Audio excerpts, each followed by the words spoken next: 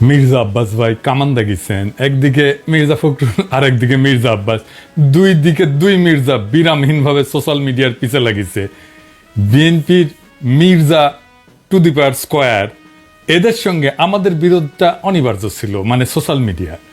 July August বিপ্লবের মধ্যে দিয়া যে নতুন বাংলাদেশ গড়ার স্বপ্ন আমাদের তরুণ প্রজন্ম দেখতেছে, সেই নতুন বাংলাদেশে মির্জা আব্বাসদের রাজনৈতিক নেতৃত্ব মূল্যহীন হয়ে পড়ছে।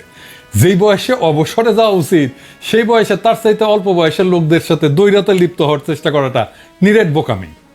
এই বোকামির মূল্য দিতে হবে মির্জা আব্বাসকে। সরি মির্জা আব্বাস ভাই, আপনার রাজনীতি থেকে অবসরটা গৌরবময় হইতে পারতো, আনন্দময় হইতে পারতো। আপনি লজ্জা আর অপমানের সঙ্গে বিদায় নেবেন, কি আর করা। কাউকে শয়তানে কখনো লাড়ে চারে, আপনারও শয়তানে লাড়ছে। আমি কিন্তু মির্জা আব্বাসকে কিছুই বলি নাই। ওনারা কেউ সরে যাচ্ছে বলে গালি দিছে, আমি জানতাম না কে গালি দিছে। ওইটা প্রথম শুনি মির্জা ফখরুলের মুখে। উনি বলতেছেন মির্জা আব্বাসকে বাচ্চা বলছে, কত খারাপ কাজ করিছে। মির্জা ফখরুল আর মির্জা আব্বাস কিন্তু বিরোধ আছে, রাজনৈতিক বিরোধ আছে, এক গ্রুপে না কিন্তু তারা। যারা বিএনপি করেন তারা জানেন, কিন্তু মির্জা ফখরুল তো ছাত্র ইউনিয়ন করার লোক, উনি গিরিঙ্গি কেমন করে করতে হয় এটা ভালো জানেন। ২৪ ঘন্টার মধ্যে বিএনপির পাপিয়া এবং হারুনকে বহিষ্কার করা উচিত বলে আমি মনে করি। বাংলাদেশের অন্যতম একটি সেরা দল বাংলাদেশ জাতীয়তাবাদী দলের নামে চাঁপাইনবাবগঞ্জে সমাবেশ করে সেই সমাবেশে হারুন এবং পাপিয়া বক্তব্য রেখে যে ধৃষ্টতা প্রদর্শন করেছে, সেটা বাংলাদেশের আলেম সমাজ মেনে নিতে পারে না। বাংলাদেশের একজন সাধারণ নাগরিক রাজনীতি করতে পারে, বাংলাদেশের একজন রিক্সাওয়ালা ভ্যানওয়ালা রাজনীতি করতে পারে, বাংলাদেশের একজন শাক বিক্রেতা, মাছ বিক্রেতা, গরুর বিক্রেতা, তারা রাজনীতি নিয়ে কথা বলতে পারে, ভোট দিতে পারে, ভোটের দাওয়াত দিতে পারে।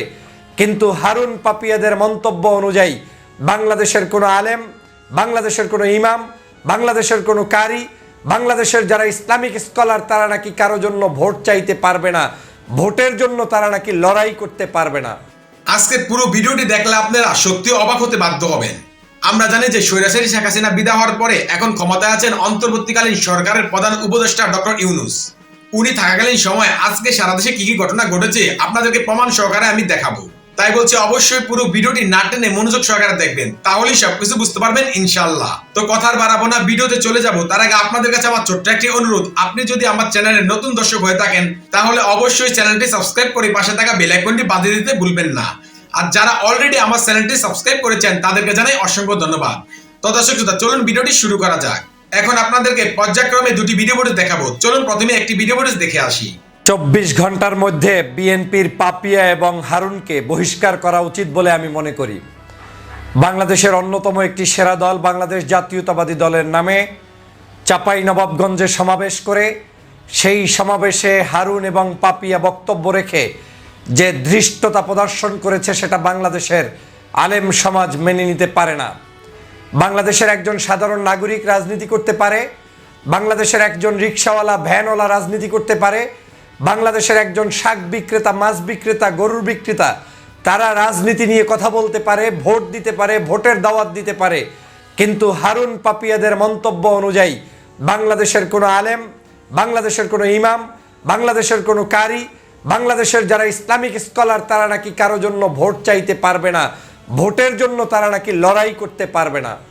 বাংলাদেশ আলেম প্রিয় বাংলাদেশ, বাংলাদেশ মসজিদের শহরের বাংলাদেশ, সেই বাংলাদেশে বিএনপির নাম করে তারা যদি আজকের আলেমদেরকে ভোট দান, ভোট প্রদান এবং ভোটের জন্য ভোট চাওয়া থেকে বিরত রাখতে চায়, তাহলে আমরা কোন বাংলাদেশে বসবাস করছি সেটা আপনাদের কাছে প্রশ্ন। একই কাজ আওয়ামী লীগ করেছে। বিগত দিনে আওয়ামী লীগের সময় তাফসির মাহফিলগুলোতে ১৪৪ ধারা জারি করা হতো। বিগত সময় মাহফিলগুলোতে স্টেজে মঞ্চের সামনে থেকে আলোচনা চলা অবস্থায় মাইক কেড়ে নেওয়া হতো, মাউথ কেড়ে নেওয়া হতো। বিগত সময় আলেম ওলামা মাহফিলে যাওয়ার পথে তাদের গাড়ি ভাঙচুর করা হতো। আজকে ঠিক একই উপায়ে পাপিয়া, হারুন সহ বেশ কিছু লোক এখন বিদেশিদের এজেন্ডা বাস্তবায়নকারী হিসাবে রাজপথে নেমেছে আলেমদের বিরুদ্ধে, ইসলামের বিরুদ্ধে, ধর্মের পক্ষের যে সকল মানুষ তাদের বিরুদ্ধে। একজন আলেম, তিনি তো আলেম, সে আলেমের জায়গায় থাকবে, তার ইমামতের জায়গায় ইমামতের জায়গায়। তাই বলে তিনি কি কোনো পক্ষ কিংবা বিপক্ষ নিয়ে ওয়াজ মাহফিল কিংবা তার ভোটাধিকার প্রয়োগ করা কিংবা ভোটের জন্য তিনি মাঠে ময়দানে মানুষের কাছে আহ্বান করতে পারবেন না? তিনি তো আলেম ঠিক আছেন, কিন্তু তিনি তো জন্মগতভাবে বাংলাদেশের নাগরিক। তার তো ভোট দেওয়ার অধিকার আছে, ভোট চাওয়ার অধিকার আছে, ভোটের পক্ষে বিপক্ষে মন্তব্য করার অধিকার আছে। এটা আলেম হোক আর রিক্সাওয়ালা হোক, প্রত্যেকের সেই অধিকার আছে। তাহলে হারুন এবং পাপিয়ারা কি কারণে এই মন্তব্য করছে এবং রাজপথে নেমেছে, এটা এখন সরকারকে খতিয়ে দেখা উচিত। আমি মনে করি এটা রাষ্ট্রদ্রোহিতার শামিল। রাষ্ট্রের প্রত্যেকটি নাগরিকের স্বাধীন মন্তব্য কিংবা গন্তব্য রয়েছে, কিন্তু একমাত্র ইসলাম কিংবা ধর্মভিত্তিক মানুষদের সেখানে কটূক্তি করা হয়। কত বড় দুঃসাহস! তিনি বলছেন যেই আলেমরা ইমামতি করবে, যেই আলেমরা মসজিদে নামাজ পড়াবে, তারা যদি রাজনীতি করে তাদের পিছনে নামাজ পড়া জায়েজ কিনা সেটা খতিয়ে দেখতে বলছেন কে? পাপিয়া। ওরে বাপরে বাপ, কত বড় মুফতি সাহেব পাপিয়া! তিনি বলছেন আলেমের পিছনে নামাজ হবে কিনা খতিয়ে দেখতে হবে। এই একই আচরণ আওয়ামী লীগ করেছিল। তারা জানাজার নামাজ নিজেরা শুরু করে দিয়েছিল, তারা কোরবানির চামড়া নিজেরা নিজেদের বাসা বাড়িতে রেখে দিয়েছিল, কওমি মাদ্রাসায় দেয় নাই। আর আজকের আপনার দশাও তাই হয়েছে, আপনিও সেই একই কাজ শুরু করেছেন। আপনার এলাকায় আপনি এমপি হবেন না হবেন সেটা আপনার ব্যাপার, কিন্তু আপনি কোনো অবস্থায় একটি গোষ্ঠীকে আপনি বলতে পারেন না যে কোনো আলেম কোনো ইসলামপন্থী নাগরিক ওয়াজ মাহফিলে ওয়াজ করতে পারবে না, রাজনৈতিক ময়দানে ভোট চাইতে পারবে না, তার পিছনে নামাজ হবে না। এই বক্তব্য আপনি রাষ্ট্রদ্রোহিতার শামিল করেছেন, এই বক্তব্য ধর্মদ্রোহিতার শামিল বলে আমি মনে করি। আজকের কোন ভাষা ব্যবহার করলেন আপনি? কি কারণে আজকে বলতে গিয়ে বলছেন আমির হামজার বিরুদ্ধে, আজহারি সাহেবের বিরুদ্ধে, তাদের বিরুদ্ধে বলতে গিয়ে তাদেরকে কুৎসা রটাতে গিয়ে বলছেন এরা নাকি মালয়েশিয়া থেকে খাওয়ার জন্য এসেছে? ধিক্কার জানাই আপনার এই সকল কুচক্রী মানসিকতার, ধিক্কার জানাই আপনার এই সকল এই অসাবধানতাবশত এই সকল বক্তব্যের। আজ এই বাংলাদেশের মানুষ ধর্মভিত্তিক মানুষদেরকে পছন্দ করে। ভোট কাকে কে দেবে না দেবে সেটা জনগণের সিদ্ধান্ত। আজকের শহীদ রাষ্ট্রপতি জিয়া রহমান বাংলাদেশে সমগ্র রাজনৈতিক দলগুলোকে ওপেন স্পেস তৈরি করে দিয়েছিলেন শুধুমাত্র বাক স্বাধীনতা এবং বাকশাল থেকে মুক্ত হওয়ার জন্য। বাক স্বাধীনতা দিয়েছিলেন, কিন্তু সেই দলের একজন নেত্রী পরিচয় দিয়ে আপনি কি করে মানুষের বাক স্বাধীনতা বন্ধ করতে চান? আপনি কি করে ধর্মভিত্তিক মানুষগুলোকে আলাদা করতে চান? তারা কি এদেশের মানুষ নয়? তারা কি এদেশ নিয়ে ভাবার চিন্তা নাই? তারা কি সংবিধান নিয়ে কথা বলবে না? তারা কি ভোট নিয়ে কথা বলবে না? তারা কি রাজনীতি নিয়ে কথা বলবে না? এ কেমন বক্তব্য যে আজকের আপনি দিয়েছেন, যেই বক্তব্যগুলোতে সমগ্র বাংলাদেশের আলেম সমাজকে আপনি হাও করলেন। যা কিছু ঘটে, ঘটলেই ভয়। ভয় কেন? এতই যদি আপনার জনপ্রিয়তা থাকে, আপনি আপনার মতো করে নির্বাচনে জয়যুক্ত হন। আলেমদের বিপক্ষে দাঁড় করাবেন কেন? আপনি যদি এত সাহস থাকে, পারলে নিজ দায়িত্বে আপনি নির্বাচন করেন।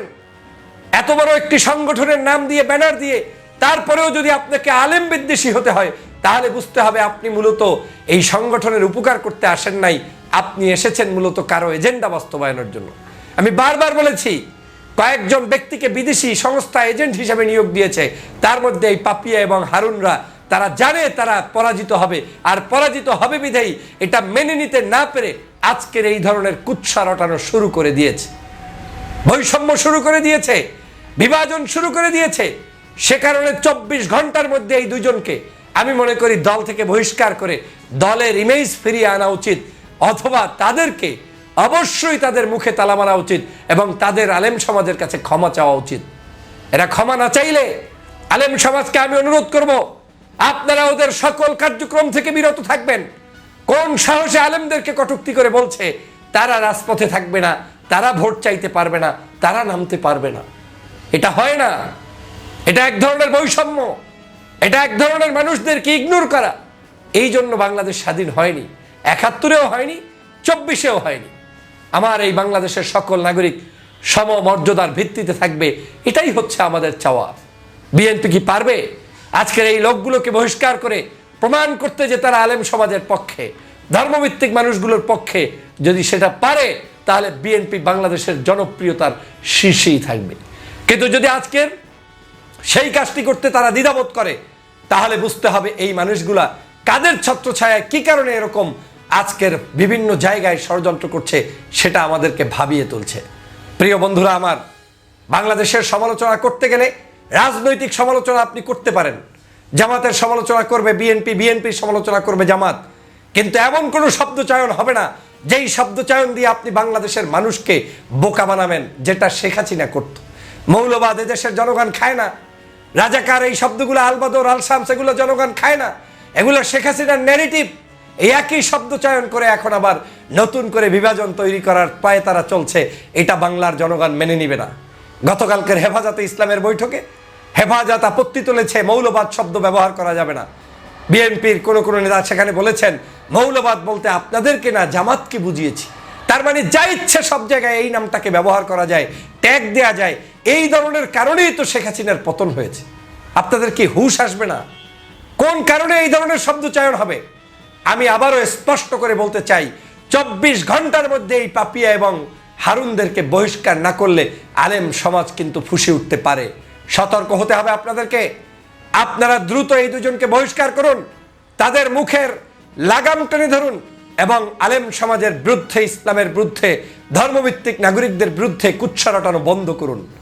এই কুৎসা রটিয়ে বাংলাদেশের কোনো মানুষ কখনোই সাকসেসফুল হয়নি। আপনারাও হতে পারবেন না, পারবেন না, পারবেন না। প্রিয় সহযোদ্ধা ভাইরা, সে কারণে সারা বাংলাদেশের মানুষের মধ্যে এখন আওয়াজ উঠেছে, ওরা সম্ভবত বহিষ্কার হবে। সময়ের অপেক্ষা। আমরা দেখতে চাই বাংলাদেশ জাতীয়তাবাদী দলের মধ্যে ডানপন্থী ধর্মভিত্তিক মানুষগুলোর পদচারণা বাড়বে, দুষ্ট চক্রের সদস্যদের এখান থেকে মাইনাস করবে। আশা করছি আপনারা পুরো ভিডিওটি মনোযোগ সহকারে দেখেছেন এবং এখানে কি বলা হয়েছে তাও বুঝতে পেরেছেন।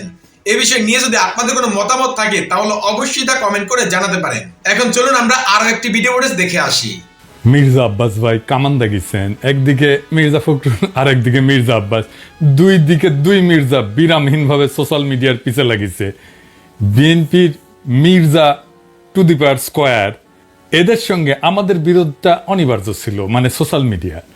জুলাই আগস্ট বিপ্লবের মধ্যে দিয়ে যে নতুন বাংলাদেশ গড়ার স্বপ্ন আমাদের তরুণ প্রজন্ম দেখতেছে, সেই নতুন বাংলাদেশে মির্জা আব্বাসদের রাজনৈতিক নেতৃত্ব মূল্যহীন হয়ে পড়ছে। যেই বয়সে অবসরে যাওয়া উচিত, সেই বয়সে তার চাইতে অল্প বয়সের লোকদের সাথে দ্বৈরতা লিপ্ত হওয়ার চেষ্টা করাটা নিরেট বোকামি। এই বোকামির মূল্য দিতে হবে মির্জা আব্বাসকে। সরি মির্জা আব্বাস ভাই, আপনার রাজনীতি থেকে অবসরটা গৌরবময় হইতে পারতো, আনন্দময় হইতে পারতো। আপনি লজ্জা আর অপমানের সঙ্গে বিদায় নেবেন, কি আর করা। কাউকে শয়তানে কখনো লাড়ে চারে, আপনারও শয়তানে লাড়ছে। আমি কিন্তু মির্জা আব্বাসকে কিছুই বলি নাই। ওনারা কেউ সরে যাচ্ছে বলে গালি দিছে, আমি জানতাম না কে গালি দিছে। ওইটা প্রথম শুনি মির্জা ফখরুলের মুখে। উনি বলতেছেন মির্জা আব্বাসকে বাচ্চা বলছে, কত খারাপ কাজ করিছে। মির্জা ফখরুল আর মির্জা আব্বাস কিন্তু বিরোধ আছে, রাজনৈতিক বিরোধ আছে, এক গ্রুপে না কিন্তু তারা। যারা বিএনপি করেন তারা জানেন। কিন্তু মির্জা ফখরুল তো ছাত্র ইউনিয়ন করার লোক, উনি গিরিঙ্গি কেমন করে করতে হয় এটা ভালো জানেন। উনি কায়দা করে মির্জা আব্বাসকে সামনে দিয়ে দিলেন আমাদের। আর মির্জা আব্বাস ভাই কিছু বুঝা না বুঝা আইসা শুরু করলেন ব্যাটিং করা। মানে যে গালিটা মির্জা ফখরুল দিতে পারবে না সেটা মির্জা আব্বাসকে দিয়ে দেওয়াইলেন আর কি। এটা গিরিঙ্গি আর কি, ছাত্র ইউনিয়নের গিরিঙ্গি। আমি বুঝতে পারি এই সমস্ত। আচ্ছা মির্জা আব্বাস ভাই, আপনি বলেন আমি কি ভুলটা বলছি? আমি বলছি বারাক ওবামা যখন আমেরিকার প্রেসিডেন্ট, তখন তাকে ফিলিপাইনের প্রেসিডেন্ট বেশ্যার বাচ্চা বলে গালি দিছিল। আর বারাক ওবামা সেটাকে হজম করছে। আপনি একজন পলিটিশিয়ান হয়ে সেটা হজম করতে পারবেন না কেন? আমি তো নিউজটা দেখাইছিলাম, আমি তো মিশা নিউজ দেখাই নাই, তাই না? আপনি গালি খাইতে চান না, তাহলে রাজনীতিতে আসছেন কেন?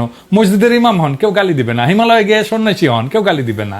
নবী রাসূলদের গালি দেয় মানুষ, আল্লাহর খোদাকে গালি দেয় মানুষ। আপনি কোন হরিদাস পালাচ্ছেন, আপনারা গালি দেওয়া যাবে না? প্রেসিডেন্ট ম্যাক্রনের তো থাপ্পড় মারে, আপনি চর থাপ্পড় খাবেন, আপনারা রাজনীতিবিদরা গালি খাইবেন। এটা সহ্য করতে হবে, এটাই নতুন বাংলাদেশ। এবার আসেন আমরা ওনার বক্তব্যটা আলাদা আলাদা করে শুনি।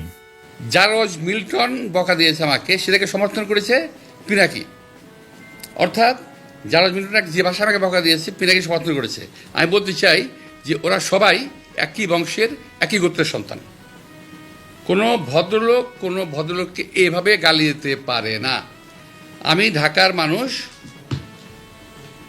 আমি ইচ্ছা করলে ওরা যে ভাষা গালি দেয় তার চেয়ে জঘন্য ভাষা গালি দিতে পারি। কিন্তু আমার বাপ মা, আমার পরিবার এটা আমাকে শেখায় নাই। ওরা যেটা বলছে এবং বলেছে এটা ওদের পরিবার থেকে শেখানো, ওরা ওই পরিবার থেকে করে আসছে, শুকরের জাত। এটা নিয়ে বিশ্বব্যাপী আমার দেশে এবং বিদেশে আমার কিছু ভাইয়েরা আছে যাদের বাপ মায়ের কোনো ঠিক আছে বলে আমার মনে হয় না, যাদের অ্যাকচুয়ালি জন্মের ঠিকানা আছে বলে আমার মনে হয় না। ওদের কথা বলার স্বাধীনতা আছে, ওরা আমাকে গালিগালাজ করার স্বাধীনতা আছে, আর আমি একটা সত্যি কথা বলতে পারবো না, সেই স্বাধীনতা আমার নাই। উনি বলছেন জন্মের ঠিক নাই। আব্বাস ভাই, দুনিয়ার সব প্রাণী একই পদ্ধতিতে জন্মায়। আর একটা পদ্ধতি আছে টেস্ট টিউব বেবি, ওইখানে কেউ কাউরে না তো ঠিক পদ্ধতি কোনটা মির্জা আব্বাস ভাই? আর আপনি কোন পদ্ধতিতে জন্মাইছেন? আর আপনি যে পদ্ধতিতে জন্মাইছেন সেটা যে ঠিক, সার্টিফিকেট আপনারা কে দিছে? হ্যাঁ, তবে আপনি দাবি করতেই পারেন যে আপনারে যারা গালি দেয় তারা বৈধ বাবা মায়ের সন্তান না। আমার অনুমান আপনি সেটাই বলছেন, বৈধ পিতামাতার সন্তান না হইলে সে গালিবাজ হয়। আপনার এই অনুমানেরও কোনো ভিত্তি নাই। আপনার কি জানা আছে যে লিওনার্দো দা ভিঞ্চি, হ্যাঁ চেনেন? চেনেন? আপনার চেনার কথা না অবশ্য, ও বৈধ পিতামাতার সন্তান না কিন্তু। এমনকি শেক্সপিয়ার চিনেন? আপনার চেনার কথা না। চার্লস ডিকেন্স চিনেন? আলেকজান্ডার দ্য গ্রেট, কেউই বৈধ পিতামাতার সন্তান না। এর নাম শুনেছেন? বাক, হ্যাঁ মিউজিশিয়ান, শুনেছেন তার কোনো মিউজিক? শোনার কথা না আপনার। হ্যাঁ, আগাস্টাস সিজারের নাম শুনেছেন? স্টিভ জবসের নাম শুনেছেন? এমনকি জ্যাকি চ্যান সিনেমা দেখেছেন? দুইটা কেউই বৈধভাবে বিবাহিত বাবা মায়ের সন্তান না। সেই জন্য মনীষীরা বলে জন্ম হোক যথাতথা, কর্ম হোক ভালো। আপনার কর্মজীবনটা কি আসেন সেটা দেখি। আপনার কর্মজীবন কি ভালো? না মির্জা ভাই, আপনার কর্মজীবন ভালো না। আপনার কর্মজীবন কলঙ্কে ভরা। না, আমি কোনো পত্রিকার নিউজ নিয়ে আপনার চরিত্র হনন করব না, ওইটা আমার কাজ না। 2015 সালে আপনি আপনার নিজের দাখিল করা হলফনামা থেকেই দেখাবো। আসেন আমরা আমাদের ঠিক পথে জন্ম নেওয়া মির্জা আব্বাস ভাইয়ের আমলনামা দেখি। আচ্ছা মির্জা আব্বাস ভাই, মির্জা তো আপনার পারিবারিক পদবি না, তাই না? এটা আপনি লাগাইছেন পরে। আপনার বাবার নামের আগে তো মির্জা নাই, তাই না? আপনার বাবার নাম আব্দুর রাজ্জাক। আপনার এখান মির্জা লাগাইতে হইল ইনফিরিয়রিটি কমপ্লেক্সে। এলিট হইতে চাইছেন, নতুন বাংলাদেশের এলিট হইতে চাইছেন না? টাকা পয়সা হয়েছে, এখন মির্জা না থাকলে ক্যাঙ্কা হয়। অসুবিধা নাই, বাঙ্গুল্যান্ডে এভাবেই সব এলিট গড়ে উঠছে, ওই যে সোহরাওয়ার্দীর বডিগার্ড থেকে। আচ্ছা যাই হোক, মির্জা আব্বাস তো একটা ব্যাংকের মালিক, জানেন তো? ঢাকা ব্যাংক 1995 সালে ব্যাংকটা প্রতিষ্ঠিত হয়, মির্জা আব্বাসই প্রতিষ্ঠাতা। এই ঢাকা ব্যাংকটা দেশের প্রথম দিকের বেসরকারি মালিকানায় প্রতিষ্ঠিত ব্যাংকগুলোর মধ্যে অন্যতম ব্যাংক। কোনো সমস্যা হয়নি। অনেক ব্যাংকের সমস্যা হয়েছে, জয় বাংলা হয়ে গেছে হাসিনার আমলে। মির্জা আব্বাসের ব্যাংকে কোনো সমস্যা হয়েছে? হয় নাই। হ্যাঁ, তো ব্যাংক প্রতিষ্ঠার টাকা পেলেন কেমনে মির্জা আব্বাস ভাই? আপনার ফ্যামিলি কি জমিদার ছিল? আপনার আব্বা কি করতেন? আসেন আমরা এবার দেখি ওনার আব্বা কি করতেন। ওনার আব্বা মতিঝিল সরকারি উচ্চ বিদ্যালয় বা মতিঝিল সেন্ট্রাল গভর্নমেন্ট স্কুল হিসেবে যেটা পরিচিত, ওই স্কুলের দপ্তরই ছিলেন। ডং ডং ডং ডং ডং ডং কইরা ঘন্টা বাজাইতেন। কি মির্জা আব্বাস ভাই, খারাপ লাগলো? হ্যাঁ, দপ্তরের কাজ খারাপ না, সম্মানের কাজ। কিন্তু আপনি যে কাজ করতেছেন সেটা সম্মানের না। দপ্তরের কাজের পাশাপাশি আপনার ওই স্কুলের সামনে মসজিদের সাথে একটা ছোট্ট পুরীর দোকান ছিল। পুরি বানাইতেন আপনার আব্বা, ওই পুরীর দোকান চালাইতেন। ওই সিপার পুরীর দোকানের জমিটাও ছিল রেলের। এখনো আপনি রেলের জায়গা দখল করে বাসা বানায় বসবাস করছেন। হয়তো পরের জায়গা পরের জমি, ঘর বানাই আমি রই, আমি তো ভাই জমির মালিক নই। দপ্তরি থাকাতে কোনো অপরাধ না, লজ্জারও না। কিন্তু ওই অবস্থা থেকে ব্যাংক মালিক হওয়ার জার্নিটা আমরা বুঝে দেখতে চাই। কেমনে বাংলাদেশের এলিট তৈরি হয়েছে, কেমনে বাংলাদেশের পলিটিশিয়ানরা তৈরি হয়েছে, কেমনে বাংলাদেশের রাজনীতিতে দুর্বৃত্তায়ন হয়েছে। 1991 সালে প্রথম এমপি হন মির্জা আব্বাস। তারপরে কিছুদিনের মধ্যে ঢাকার মেয়র, আর 4 বছরের মধ্যে ব্যাংক মালিক। এমপির বেতন কত মির্জা ভাই? মন্ত্রীর বেতন কত? 1-1.5 লাখ টাকা সেই সময় মাসে, তাই না? তো কোন জাদুর কাঠি পাইলেন যে ব্যাংক বানানোর টাকা পাইছেন? এমপি হওয়ার আগে কি করতেন আপনি? আপনি ছিলেন কমিশনার। কমিশনারের বেতন কত? আপনার বৈধ ব্যবসা কি ছিল? বৈধ ব্যবসা ছিল ওই অঞ্চলে শাহজাহানপুরের গরুর হাটের ইজারা নিতেন আপনি। সেই 75 পরবর্তী সময় কমলাপুর রেলওয়ে যত ঠিকাদারি, সড়ক পরিবহন সহ আরো বহু জায়গা থেকে চাঁদা উঠাইতেন। চান্দা তোলাটা আপনার পুরানো অভ্যাস, তাই চান্দা তুলে আমাদের টাকা দিতে চায় যেন আমরা ইউটিউবিং ছাড়ি। শুনেন, ওরা ওই যে ওই যে ইউটিউবের মধ্যে কি যে পয়সা কামানোর একটা রাস্তা আছে ওদের, সে পয়সা কামাইতেছে। আরে ভাই, পয়সা যদি লাগে আমাদেরকে বল, আমরা চাঁদা দিলে দিব না, অসুবিধা নাই তো। চান্দা তোলা ছাড়া আর কিছু করার যোগ্যতা মির্জা আব্বাস আপনার ছিল না কোনোদিনই। কারণ উনি আবার দারুণ মেধাবী। আপনার ইউনিভার্সিটিতে পড়ার যোগ্যতা হয় নাই। সোহরাওয়ার্দী কলেজ থেকে 2nd ক্লাসের ডিগ্রি পাস করেছেন, এই যে সার্টিফিকেট আপনার দেখেছেন। আল্লাহ বাঁচাইছে, আর একটু কম হলে তো জাতির ফিতা হয়ে যাইতেন। তো উনি নিজেই নিজের সার্টিফিকেট দাখিল করেছিলেন। যাই হোক, এই একাডেমিক কোয়ালিফিকেশন নিয়ে আপনার তো কেরানিরও চাকরি হইতো না কোথাও, বাংলাদেশেও না। আপনার তো কিছু করার ক্ষমতাই নাই। ইউটিউবে টাকা পাওয়া যায়, কথা সত্য, বই লেখাও টাকা পাওয়া যায়, শিক্ষকতা কইরা, অভিনয় কইরা, কবিতা লেখা, গান গাইয়া টাকা পাওয়া যায়, প্লেন চালালেও টাকা পাওয়া যায়, রিক্সা চালালেও টাকা পাওয়া যায়, আপনার ড্রাইভারও যে ড্রাইভিং করে সেটা তো টাকা পাওয়া যায়। তো আপনি এর কোনোটাই পারেন না। আপনি চান্দা তুলে টাকা তুলতে পারেন, ওটাই আপনার উপার্জন, ওইটাই আপনার ক্ষমতা। তো চান্দা তুলে টাকা দিয়ে ইউটিউব বন্ধ করার আবদার কেন করতেছেন? ব্যথা বেশি দিচ্ছি, ব্যথা কি জিনিস আপনি টের পান নাই? আপনার তো কোনো স্কিল সেট নাই, আপনি কোনো কিছু করে উপার্জন করতে পারবেন না, তাই আসছেন রাজনীতিতে। এটাই বাংলাদেশের রাজনীতির মধু। আপনি ব্যবসাও পারেন না, তাই পারলে এন্টারপ্রেনার হইতেন। তো সম্পদ তৈরির জন্য চান্দাবাজি করেছেন, করেন, এখনো করেন, বোঝা গেল। কিন্তু কোন জাদু বলে ব্যাংক বানাইছেন সেটা আমরা খুঁজে দেখবো, গলায় পাড়া দিয়ে এটা বের করব। আমরা আরো আগে যাই, 1971-এ আপনি তখন মোটামুটি দামরা, কলেজে পড়েন, আপনি নিজে দাবি করেছেন আপনি মুক্তিযোদ্ধা। শোনেন, মূলত আমি এক কথা বলতে পারবো যে ওই 26শে মার্চের রাত্রে যদি আমরা ওই আওয়াজ না পেতাম, যদি আমরা, তাহলে দেশের মানুষের ভাগ্য নিয়ে বহু লোকই সিনেমিনি খেলার সুযোগ পেত, সেটা আর পায়নি। পরবর্তীতে আমরা মুক্তিযুদ্ধে যাই এবং দেশের স্বাধীনতা যুদ্ধে অংশগ্রহণ করি। এটা আবার বিএনপির পেজ থেকে শেয়ার দেওয়া। এই বক্তব্যে উনি বলছেন মুক্তিযুদ্ধে কি করেছেন সেটার কোনো কিন্তু উল্লেখ নাই। 25শে মার্চে কি হয়েছে, শাহজাহানপুরে ওনার বাসা থেকে কি দেখেছেন, ওইটুকুই শুধু বলতে পারেন, তার বাইরে আর যাইতে পারেন না। তার বাইরে গেলে জিয়াউর রহমান মুক্তিযুদ্ধের ঘোষণা অমুক তমুক ওই জায়গায় চলে যান। উনি কোথাও মুক্তিযুদ্ধ করেন নাই। কোন সেক্টরে যুদ্ধ করেছেন, কোথায় ট্রেনিং নিছেন, কারা ছিল সহযোদ্ধা, মিছা কথা কইতে লজ্জা লাগে না? মির্জা আব্বাস, এটা চেনেন? 1971-এ পাকিস্তানি বাহিনী তার নাম শুনলে কাপড় নষ্ট করে ফেলতো। ঢাকার গেরিলা মুক্তিযোদ্ধা সাদেক হোসেন খোকার দলের। আমি তার কাছ থেকে জানছি আপনি মুক্তিযুদ্ধ করেন নাই। এমনকি আপনি এই যে যারা মুক্তিযুদ্ধ করছে একই সময় ঢাকায়, আজম খান, ইকবাল সুফি, আলমাস লস্কর, কাজী মোহাম্মদ হেদায়েতুল্লাহ, মোহাম্মদ শফি, খুরশিদ আব্দুল মতিন, আবু তাহের, মোহাম্মদ বাশার, খন্দকার আবু জায়েদ, জিন্না, ফরাদ জামিল, ফুয়াদ, মোহাম্মদ শামসুল হুদা, ডক্টর নিজাম, জাহের, কোসি, ঢাকার মুক্তিযুদ্ধের সেই উজ্জ্বল নামগুলা কারো বন্ধু সার্কেলের লোকও আপনি ছিলেন না। 1971-এ মুক্তিযুদ্ধের যাওয়ার সাহস হয় নাই, আজ আসছেন 71 বাঁচাইতে, দ্বিতীয় স্বাধীনতাকে অস্বীকার করতে। বাহ বাহ, চমৎকার চমৎকার। আর এক জাফর ইকবাল রাজনীতিতে আবার বলছেন আমরা নাকি হাসিনারে যারা সমর্থন করছে সে ব্যবসায়ীদের বিরুদ্ধে কিছু বলি না। শুক্রের গ্রুপ ওরা কিন্তু দেখেন, ওরা শুধু রাজনীতিবিদদের পিছনে লেগেছে, কিন্তু যারা নাকি এই যে হত্যাকাণ্ড ঘটালো, এই যে ছাত্রদের হত্যাকাণ্ডটা ঘটালো, একটা বিশাল একটা ব্যবসায়ী গ্রুপ আছে না?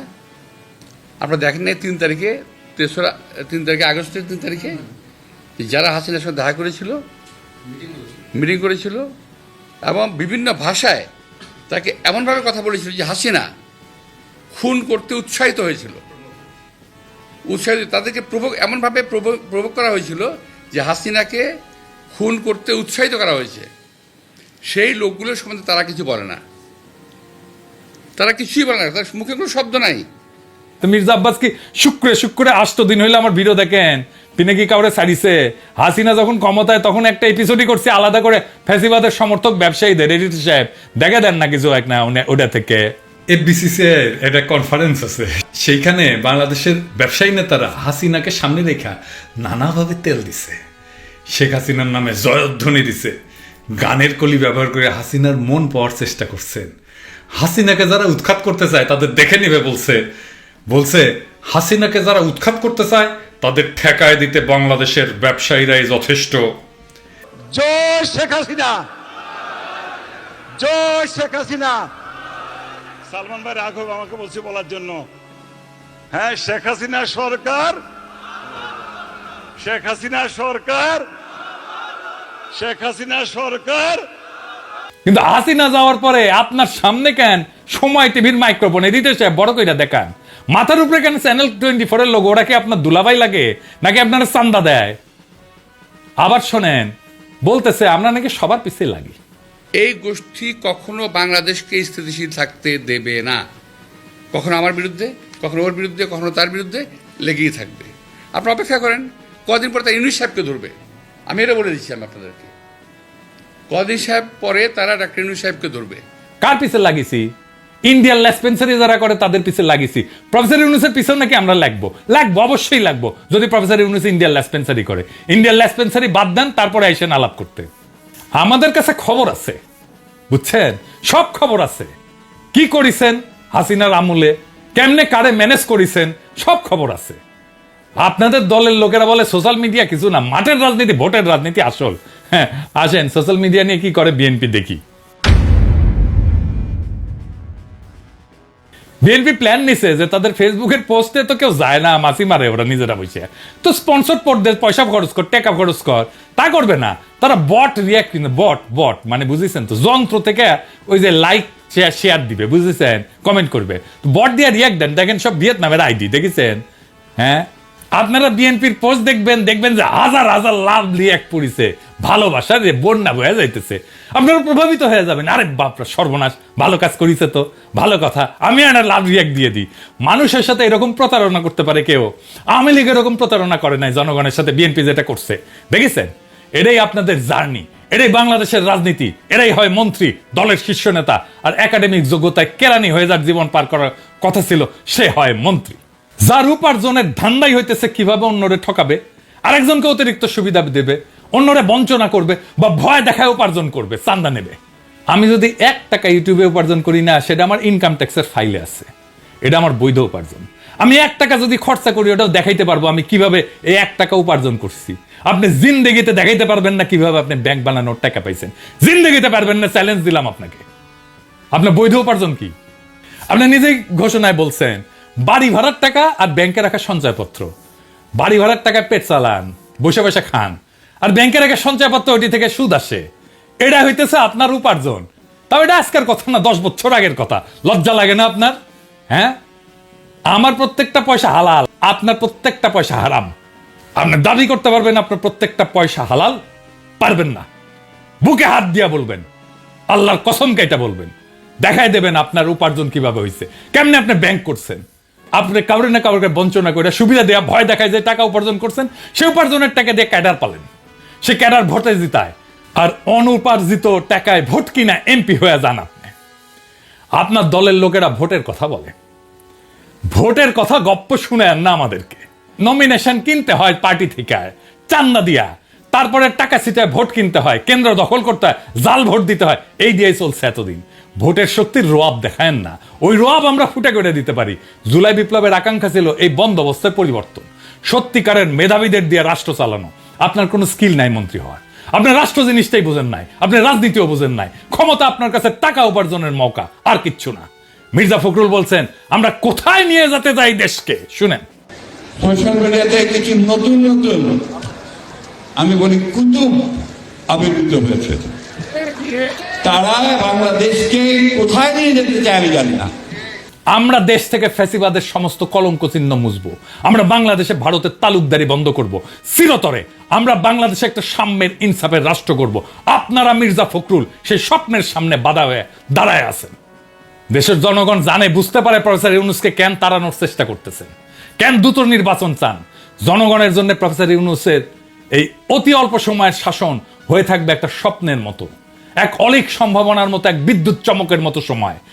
তারপর বাংলাদেশ আবার ফিরে যাবে আপনাদের সেই আদিম জমিদারি ব্যবস্থায়, আপনাদের সেই মাফিয়া শাসনে। আবার কালো টাকা এবং পেশি শক্তির মাস্তানেরা গাড়িতে পতাকা ওড়ায় ঘুরবে, হেলিকপ্টারে চড়বে, দলীয় মাজারের খাদেম আবার আমাদের ভয়ে ভয়ে বাঁচতে হবে। ক্ষমতার অঙ্গুল হেননের নিয়ত নির্দিষ্ট হবে আমাদের মতো ছোটখাটো মানুষদের। আমরা জানি আমাদের দাসের জীবন, আমরা পুতুল নাচের রীতি কথার দুর্ভাগ্যপীড়িত জাতি, সমাজের সবচেয়ে অযোগ্য, অশিক্ষিত, দাম্ভিক, অসৎ মানুষের বড় গলা শোনা ভয়ের রাজ্যে জীবন মৃত আমরা জানি আপনাদের বসংবৎ কোটাল পুত্রের ভিন্ন মতের আগাছা কেটে ফেলার অভিযানে আমরা যে কোনো সময় কচু কাটা হয়ে যেতে পারি। আমাদের জীবন মিথ অফ সিসিফাস। সিসিফাসের গল্প জানেন? আর এক অভিশপ্ত জীবন ছিল, পাহাড়ের নিচ থেকে পাথর ঠেলে ঠেলে ঠেলে ঠেলে যখন সে উপরে নিয়ে যায় একেবারে চূড়ায়, তারপর আবার সেই পাথরটা নিচে পড়ে, আবার তার ঠেলে ঠেলে ঠেলে ঠেলে উপরে নিয়ে যেতে হয়। এটাই তার অভিশপ্ত জীবন।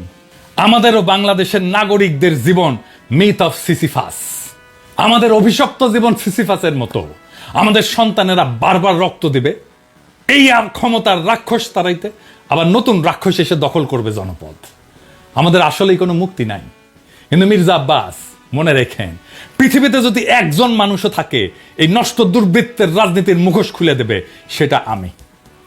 ঈদের জামাতে যারা প্রফেসর ইউনূসের হাত ছুঁইছে, তারা বলছে আকুলভাবে ছাড়ার 5টা বছর থাকেন, কারণ তারা জানে ওই লোকটা তাদের মানুষের মর্যাদা দিছে।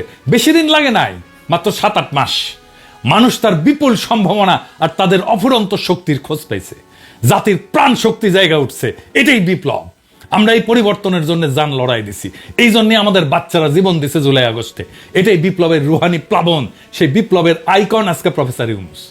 জনতার স্বপ্নের সামনে বাধা হইয়া দাঁড়াইলে জনতাই আপনাদেরকে রুখে দেবে। সেই দিন বুঝবেন সোশ্যাল মিডিয়া কি জিনিস। আপনারা ক্ষমতায় আসতে পারেন, কিন্তু কোনোভাবেই এই স্বপ্নের সময় প্রফেসর ইউনূসের করে দেওয়া যাওয়া অর্জনকে অতিক্রম করতে পারবেন না। আপনাদের সেই পরাজয় গাথা এখনই লেখা হয়ে গেছে, প্রত্যেক দিন লেখা হচ্ছে। এই নতুন বাংলাদেশের স্বপ্নে যারা অন্তরায় হয়ে দাঁড়াইছে, তাদের ভবিষ্যৎ অনিবার্যভাবে ম্লান। ইতিহাসের নিয়মে জনগণের ইচ্ছার বিপরীতে দাঁড়ানো মানেই পরাজয়। মির্জা আব্বাস এবং তার মতো নেতৃত্বের অবসান অনিবার্য। আমরা জানি এই লড়াই শুধু ক্ষমতার না, এই লড়াই ইনসাফের, সাম্যের, মুক্তির। আমাদের তরুণ প্রজন্ম আজ যে নতুন বাংলাদেশের স্বপ্ন দেখছে, যেখানে দুর্বৃত্তের রাজনীতি, চাঁদাবাজির আধিপত্য কিংবা ক্ষমতার দম্ভের কোনো স্থান নাই, সেখানে থাকবে সৎ, মেধাবী, প্রগতিশীল নেতৃত্ব।